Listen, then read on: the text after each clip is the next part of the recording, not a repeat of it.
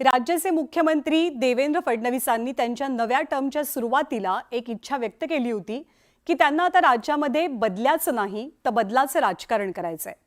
पण गेले काही दिवस राज्याच्या राजकारणात सुरू असलेली राजकीय चिखलफेक पाहता हा बदल कसा घडणार असा प्रश्न अनेकांना पडल्यापासून राहिला नाही।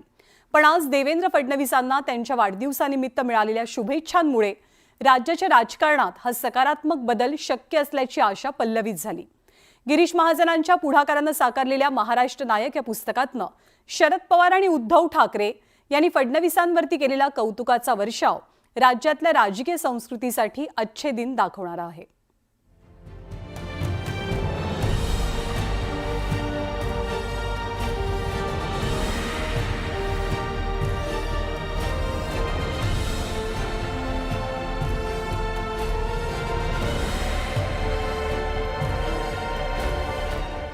राज्याच्या राजकारणात गेल्या काही दिवसांपासून पराकोटीचा राजकीय द्वेष, राजकारण्यांची एकमेकांवरती विखारी टीका, राजकारणातली घसरलेली भाषा आणि ढासळलेली नीतिमूल्य असं वातावरण महाराष्ट्र अनुभवत असताना आज मात्र अनेकांना सुखद धक्का मिळाला।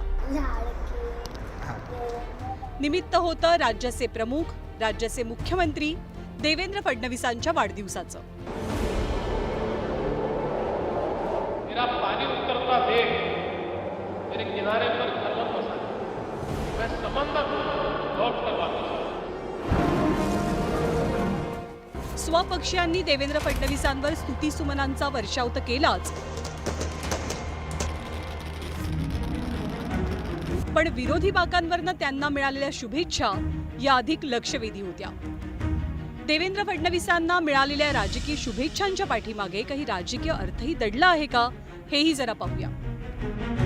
पहिला मेसेज राज्याच्या उपमुख्यमंत्र्यांचा, एकनाथ शिंदेंचा। ट्विटरवरती खास पोस्ट शेअर करत एकनाथ शिंदे देवेंद्र फडणवीसांना म्हणतात, विश्वासाचा हात असू दे, मैत्रीचा सहवास असू दे, महाराष्ट्राच्या उद्धाराचा रात्रंदिन ध्यास असू दे। सध्याच्या सरकारमध्ये आणि नुकत्याच पार पडलेल्या अधिवेशनादरम्यान शिंदेंचे नेते आणि मंत्री यांच्याभोवती दाटलेलं वादाचं धुकं पाहता या शुभेच्छांमधनं एकनाथ शिंदेंना नेमकं काय सुचवायचंय किंवा काय म्हणायचंय असा प्रश्न अनेकांना पडला।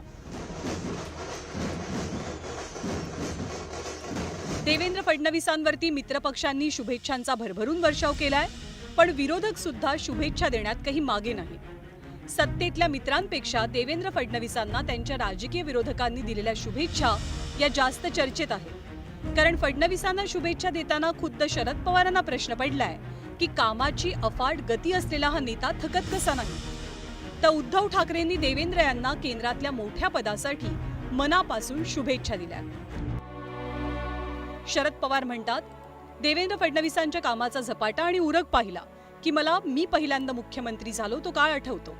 देवेंद्र फडणवीसांची गती ते माझ्या वयाचे होईपर्यंत राहो आणि कालचक्रक्रमानं ती वृद्धिंगत होत राहो।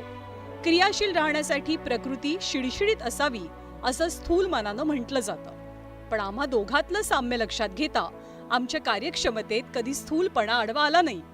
त्यांचे कष्ट पाहून प्रश्न पडतो की ते थकत कसे नाही।